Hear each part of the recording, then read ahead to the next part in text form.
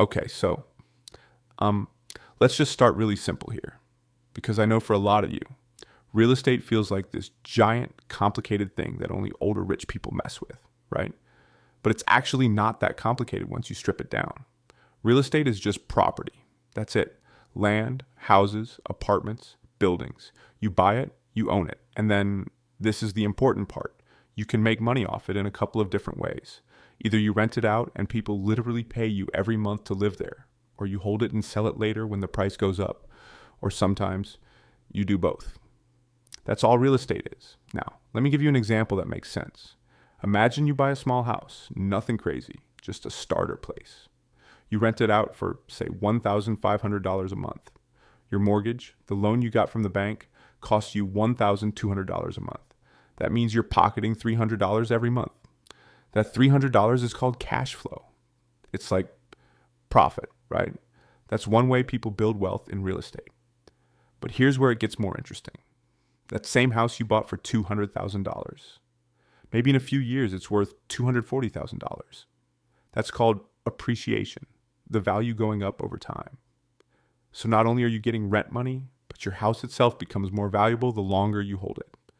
Now let me explain something most beginners don't realize. You don't need all the money up front to buy property. This is where banks come in. You put down like 5, 10, maybe 20% of the house's price, and the bank gives you the rest. That's called leverage.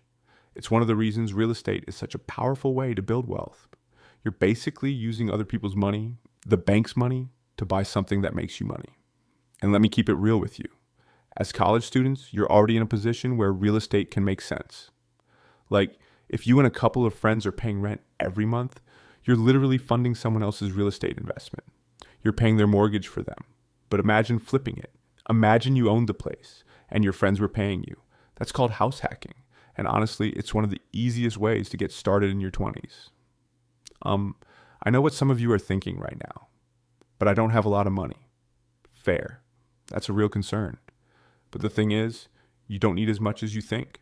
Sometimes you can buy with as little as 3 to 5% down if you're living in the property. That means on a $200,000 place, that's like 6 to 10 grand. Yeah, it's not pocket change, but it's not $1 million either. People save up, people partner up, people get creative. The big picture here is this. Real estate works because it pays you in multiple ways at once. Rent money every month, property value increasing over time. And you can use leverage so you're not even paying the full price. That's the formula. So here's the thing. Most people don't tell you when they talk about real estate. They make it sound like this magic button where you just buy a house and suddenly you're rich. But the truth is, there's work behind it. It's not just about buying any property. If you buy wrong, you can actually lose money fast. Like, imagine you pick up a house that looks cheap, say $150,000, but you don't realize the roof is shot, the plumbing is a mess, and half the neighborhood has for sale signs that never come down. Now what happens? You're stuck with repairs, maybe tenants who don't want to live there, and suddenly you're paying more every month than you're making. That's what people mean when they say you have to do your homework in real estate. But don't let that scare you, because here's the good part. Real estate is predictable once you know the rules. You can literally run the numbers before you ever buy. That's why investors walk into deals confident. They already know what they're getting into. Think about it like this. If you're buying a property to rent out, you need to look at the math first. How much rent can you realistically charge? How much are the monthly expenses? Mortgage, taxes, insurance, maybe property management. If the rent covers those and still leaves you money in your pocket, you're good. If not, walk away. It's that simple. And this is where beginners get tripped up. They fall in love with a property because it looks nice. Maybe it has a big backyard, or the kitchen looks like something off HGTV. But the numbers don't care about how cute the kitchen is. Numbers are cold. If the deal doesn't make sense on paper, it won't make sense in your bank account. Now let's make this really relevant for 2025. Right now, real estate markets are kind of all over the place. Some cities are still crazy expensive. Others are starting to cool down, and there are opportunities in smaller, overlooked markets. As beginners, that's actually good news for you. You don't need to buy in New York City or San Francisco to win. You can start in a smaller town, a growing suburb, or even near your college campus. Let me throw out a real example. Let's say there's a small duplex near your school, 2 units in one building. You buy it, you live in one unit, and you rent the other out to a couple of friends. Their rent covers most, or maybe even all, of your mortgage. You're basically living for free while building equity in the property. That's house hacking again, and it's honestly one of the smartest moves for someone young. And yeah, it feels weird at first. Like, me? Own a house? I'm just a college kid. But that's the beauty of real estate. It doesn't care how old you are. If you can qualify for the loan, or if you and a friend go in together, you're in the game. And the earlier you start, the more time you give that property to grow in value. One more thing. Don't get caught up thinking you need to hit a home run on your first deal. It's not about buying the perfect property right away. It's about learning the process. Your first deal is basically your training wheels. Even if you only make a little profit, or even just break even, you're gaining experience. And that experience is worth way more than any textbook you'll buy in college. So where were we? Right? We were talking about how real estate actually works in the simplest way possible. Now here's the thing. Most people overcomplicate this. They throw around words like equity and leverage and portfolio diversification, and suddenly you feel like you're sitting in an economics lecture half asleep. But let's strip it down. At the most basic level, real estate is just property. It's land, it's houses, it's apartments, it's buildings. And why do people care so much about owning it? Because land is one of the only things they're not making more of. They can print money, they can build new apps, they can invent new stuff, but they can't make new land. That scarcity alone gives real estate value. It's like if you had the last water bottle in the desert. Everyone's going to want it, and the value shoots up. Now think of real estate as a business in disguise. Let's say you buy a house. You could just live in it, sure. But the moment you rent it out, it's no longer just a house. It's a money machine. Someone else is paying you every single month to live there, and that money either covers your mortgage or becomes profit. That's the part a lot of beginners don't see right away. They think, oh, I need to be rich to own real estate. Not true. You don't buy a house to spend money, you buy it to make money. Let me make it even simpler. Imagine you buy a vending machine for $1,000. That sounds like a lot. But if every month that vending machine makes you $200 in profit, in 5 months you've already gotten your $1,000 back. After that, everything is pure profit.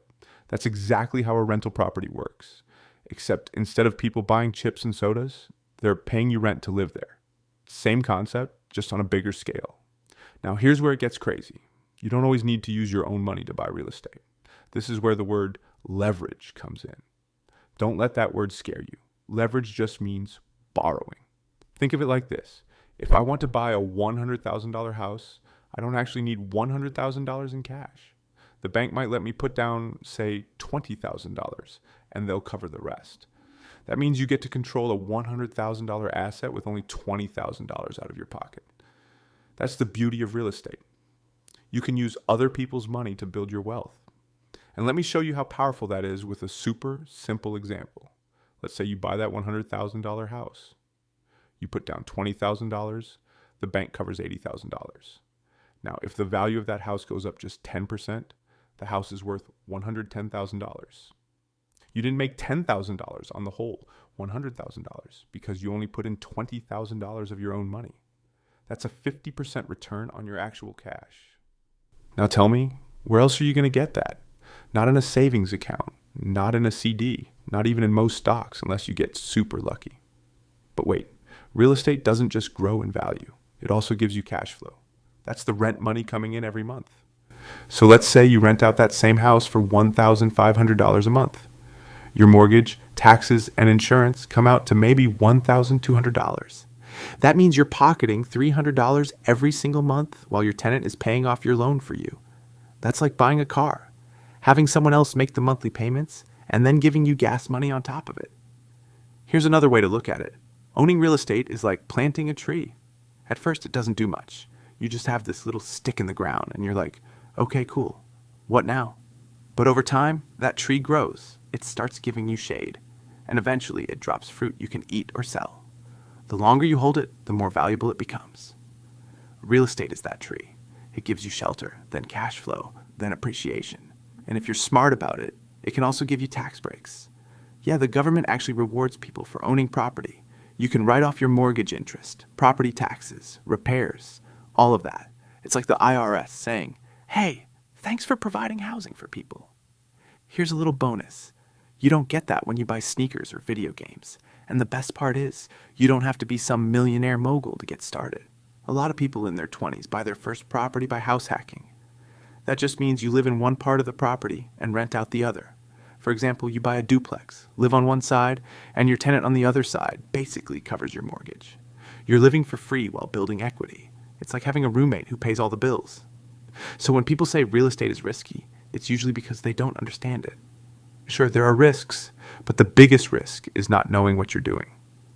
That's why learning the basics, cash flow, leverage, appreciation, matters so much. Once you get that, you start to see real estate not as this scary, complicated thing, but as one of the simplest, most powerful wealth building tools out there. Now let's talk about strategy for a second. Because in real estate, there isn't just one way to make money. There are lanes.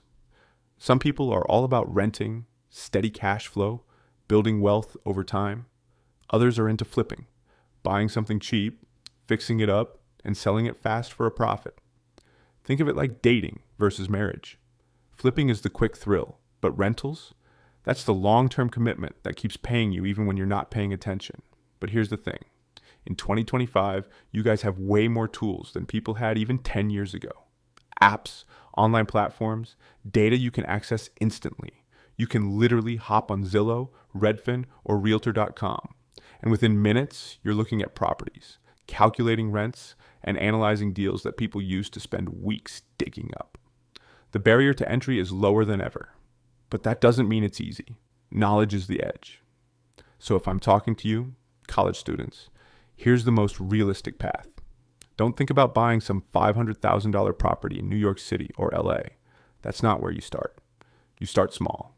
Maybe you and a couple friends pool some money together and buy a cheaper rental in your area, or better yet, you house hack. Like I said before, live in one part, rent out the other, let your tenants pay your bills while you study. Imagine graduating not with just a degree, but with a property that's already cash flowing. That's a power move. Also, don't forget this. You don't have to buy a mansion or a giant apartment complex to do real estate. Even owning one small condo or a single family home puts you in the game. And once you're in, you're in. Banks take you more seriously. Your credit grows stronger. You learn how the process works. It snowballs. The first property is the hardest, but it's also the most life-changing. Now, let me be real with you. Real estate isn't some get-rich-quick scheme. It's not like you buy a house today and suddenly you're driving a Lamborghini tomorrow. Nah, it's slow, it's steady, but that's why it works. Every month, little by little, your tenant's paying down your loan, your property's value is creeping up, and you're getting cash flow. It's boring on paper, but boring is good. Boring makes you rich. So here's the bottom line. Real estate works because it combines three things no other investment really gives you all at once: cash flow, appreciation, and leverage. You're making money now, you're building wealth over time, and you're doing it with other people's money. That's why it's one of the greatest wealth building tools in history. And look, if you're serious about learning this stuff and you don't want it sugar-coated or wrapped in boring textbook language, this is the place to be. Stick with me because I'm breaking it all down for free, step by step, in a way that actually makes sense. Make sure to hit that follow and keep watching Real Estate with Pingo for more free real estate information that's going to help you build passive income, buy your freedom back, and stop stressing about money. Because once you understand how this game works, you'll never look at real estate the same again.